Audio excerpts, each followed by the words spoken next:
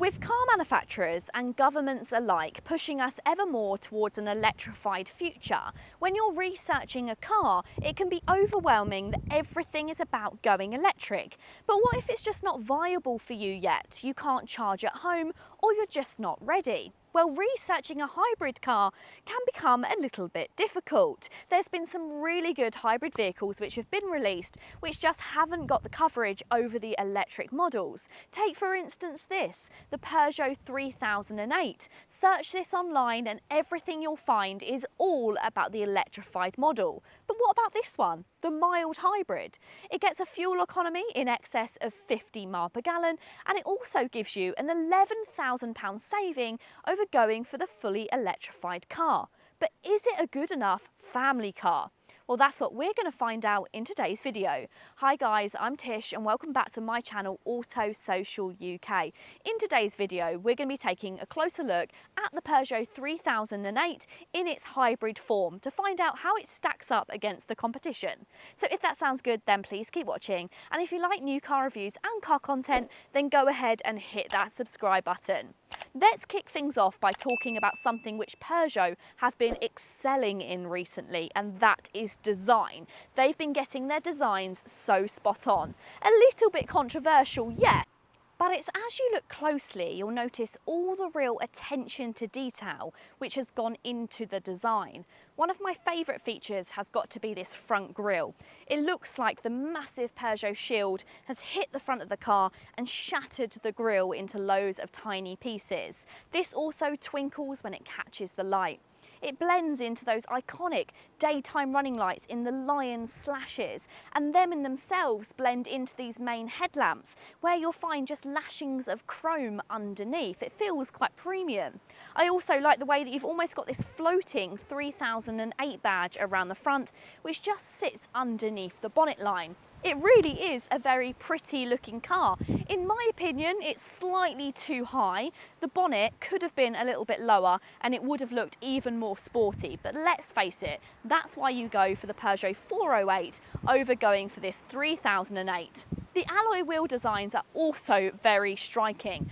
A little bit too busy in my opinion. I think they look great, but living with an alloy wheel like this can be a little bit tricky. They're harder to clean and harder to maintain. But what can't be denied is I love this shield design in the centre. That looks really special. But let me know down below, do you like busy alloy wheel designs, or do you prefer a plainer alloy wheel which is easier to maintain?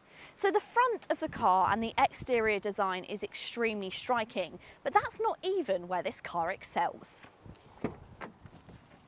And inside here, this is where the magic happens. This is Peugeot's unique selling point, and that is their interiors. Their interiors have swept up awards for just how stylish and different they feel to everything else on the market. It will never cease to amaze me how Peugeot managed to make every new model even more beautiful than the last. And they don't just lean on the use of expensive leathers to give it that premium feel. They use textures and designs and shapes and edges to give you a real dynamic cabin where everywhere you look there's something new to discover. I really love this grey, almost denim fabric. It runs all the way along this centred armrest, and you've also got it across the doors and all the way across the centre dash. We talk a lot about things being driver focused, and whilst the Peugeot 3008 is driver focused because I've got access to things like my drive modes, my warnings, my volume, my eye toggles, they're all focused towards me, as well as this lovely floating screen.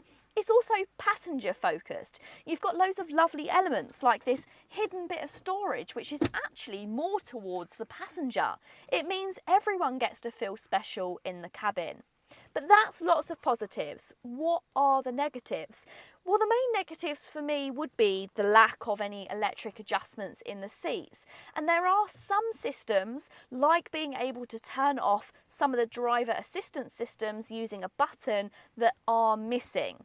I also think that some buttons are just not needed. You've got the eye toggles to give you shortcuts to your climate control, but then you've also got climate control shortcuts just along this centre console as well. It feels a little bit like they've added too many shortcuts and no actual physical buttons which would do the job much better.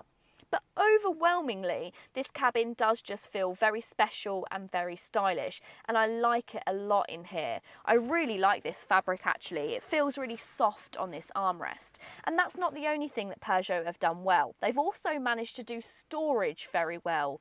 You've got loads of storage inside this central armrest, which you've got a little bit of removable area as well where you can pop things like change. You've got your cup holders up the front here with little bouncy parts which will keep your smaller cups from rattling around. You've got loads of storage inside the doors, although I would have loved if they had been felt lined because things will rattle around in here. I also love this little extra storage section which has USB-C chargers and a 12-volt charger too. And I like the fact that Peugeot haven't just gone for empty storage in this centre console. They've managed to tuck everything away and make it look nice and neat and tidy. You've got some wireless charging, which is just underneath the eye toggles and hidden away. You've also got somewhere to pop your glasses up here, and you've got some nice big mirrors with lights included. The only negative when it comes to storage is, as this is a French vehicle, when you go into the glove box, you do actually have half of that glove box taken up by the fuse box, which is a bit of a shame. During its development, there was a significant emphasis on this being a dedicated electric vehicle platform. However, there are, of course, petrol hybrids and also plug-in hybrids which are going to follow on later on. So can it be classed as a dedicated electric vehicle platform? I think we need to discuss that down below. But whilst the exterior design of both the electric and combustion versions remain very similar, the underlying floor and suspension structures do differ quite notably. The Peugeot 3008 Hybrid is powered by a 134 brake horsepower, 1.2 litre, 3-cylinder petrol engine, and this is a long-standing offering from Peugeot, but it has been enhanced for this hybrid use. This system exists somewhere between those full hybrids that you get from Toyota and a mild hybrid. The 3008 Hybrid is capable of operating on electric power alone, but it really is for just small amounts of time. That makes it suitable for city driving, although it does become less efficient and a little bit more noisy on motorway journeys. Peugeot estimates that it achieves around 51 miles per gallon, with CO2 emissions maintained at a modest 124 grams per kilometre. Practicality in the back of the 3008 is lagging behind some of its rivals. There's no customisation for this rear bench. You can't slide forwards or backwards like you can in some competitors, and you can't tilt the backrests either. The most disappointing thing to me is you do have 3 split folding rear seats, which is handy, but no rear cup holders. In a family car of this size, I find that a tad disappointing. You will, however, find amenities like 2 USB-C charge points and a 12-volt charger, which you don't find all that often nowadays. I've of course got rear electric windows, I've got pockets on the backs of both of the seats, and the way that these seats are contoured, I've got loads of legroom. They go quite far in, and that means that there's plenty of knee space. However, it is quite tight when it comes to headroom. A combination of the panoramic sunroof, the sloping roofline, and the fact you sit up a bit higher means that headroom for anyone over 5'8" might be a little bit tight. But it does also have its benefits, and that's the fact that you sit up quite high. It gives you really good visibility out of the front screen, meaning it should help car sickness on long journeys. And whilst I was extremely complimentary of the interior and the front design of the 3008, that's a little bit where my compliments run dry, because the rear, well, that's a little bit of a different story. Around the back, it's not my favourite design at all. I really don't like the way a lot of modern cars are going for a real raked off rear of the vehicle. Now, a lot of this is down to aerodynamics, but personally it just looks a little bit unfinished, and it's a shame for what is such a sleek looking car around the front and on the interior. You've got this really high boot line, and you've also got a little spoiler at the top which does feel a little bit sporty. You've got some smoked rear lights, they give it a real sporty feel, but other than that, that's only really the things that I like: these smoked lights, the spoiler, and I quite like the way that Peugeot's written across the tailgate. But let's hope that for such a ugly design around the back, that's given us a class-leading amount of boot space. Oh, no electric boot. No electric boot. Well, unfortunately not quite. With 520 litres, the Peugeot 3008 will be spacious enough for most, but it offers less space than some alternatives. The Hyundai Tucson, for example, is the biggest option, with 620 litres in non-hybrid versions, and even though this drops to 577 litres in the self-charging hybrid, that's still more than you get in the Peugeot. Other options include the Kia Sportage with 591 litres, and the Citroën C5 Aircross, which has 580. The performance may actually exceed what the numbers suggest. While the 0 to 62 mph time is around 10 seconds or just over, and that doesn't sound all that impressive, the powertrain delivers quite a commendable boost, especially at lower power.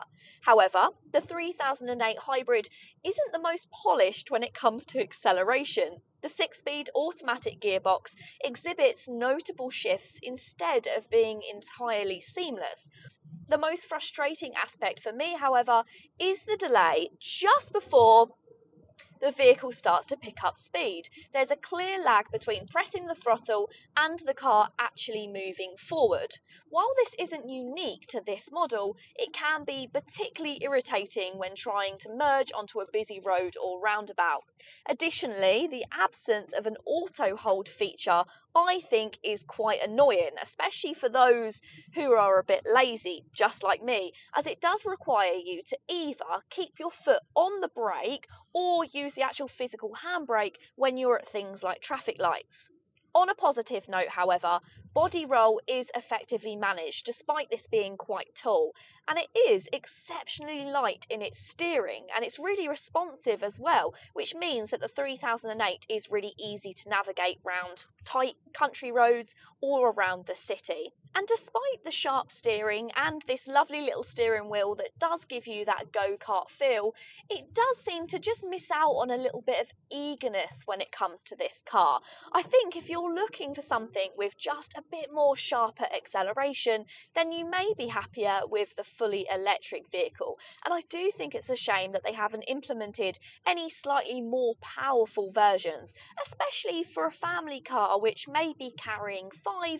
It might just feel a little bit sluggish. But I really am being very particular, and I think for 99% of buyers, especially those looking for a safe family car, will find no issues with the performance or handling of the 3008.